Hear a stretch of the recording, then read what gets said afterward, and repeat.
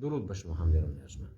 چند روز اخیر راستی طریق مسنجر دوستان فیسبوکی خواهش کرده ایستادند که نسبت عزت امان اظهار نظر نمایم. نظر من چنین است: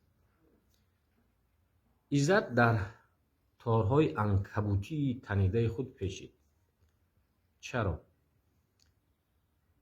برای آنکه با مقاماتیان دولتی بود، حکومتی بود، با نهضتیان نهضتی، بعد ساعت 24 با گروهی 24 غم شریک بچه های ایگیل در نماز جمعه و جمعگی ها با امامان و اسلامیان معتدی.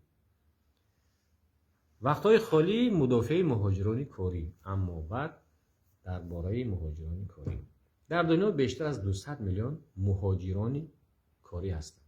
مثلا 30-40 میلیون مکزیکایی در امریکا، 3 میلیون ازبکای همسایه در روسیه، 12 میلیون روس ها در اروپا.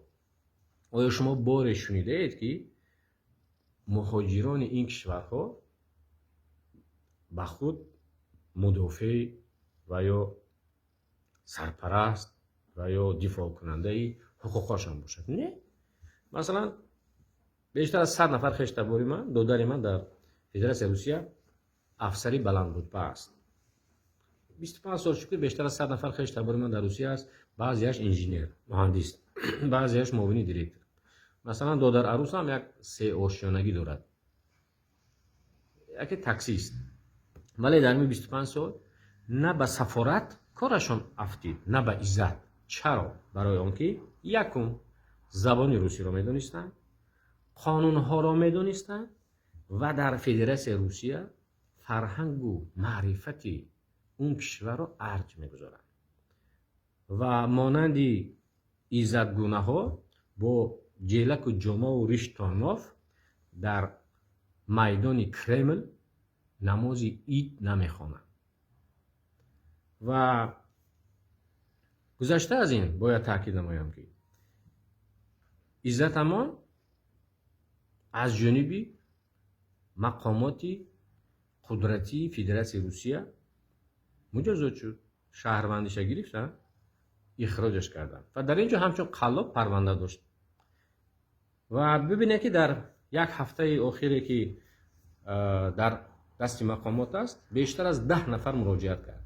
دیروز مثلا در فیسبوک همه ما شما دیدیم که یک جوانی خوبریشی ببرود گفت که 200,000 روبل مرا گرفت به خاطر دادرم، ولی کمکم نکرد. نفر دیگر 40,000 بود، نفر دیگر 150,000 بود، نفر دیگر فلان و فلان. اصلا برای انتقال یک مرده مهاجری تاجیک خودت رو باید رکلام نمیکرد، یا خودش رو باید رکلام نمیکرد، تبلیغ نمیکرد، چون این خیرات است. بعداً این کاری تشکیلات جمعیتی نیست، یک مرده رو، یک میت رو به تاجیکستان انتقال دادن. این راه روش خود رو دارد، به پول انتقال می شود، سفارت در اینجا دخل میکند.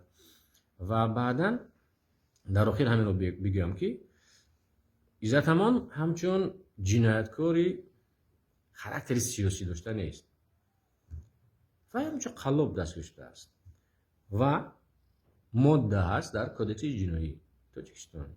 تلافی همون پول ها رو برمیگرداند، میبرد به آزادی. در تاجیکستان ما کار فعالیت میکند ولی در یک کشور بغیر روسی یک کشور دیگر میرود. اگر بیکار ماند مرحمت بیاد به کتابخانه لاهوتی. اگر نه، ما میتوانیم که معاون جمعیت زردشتیان تاجیکستانش تعیین کنیم، فعال باشد و فعالیت کند.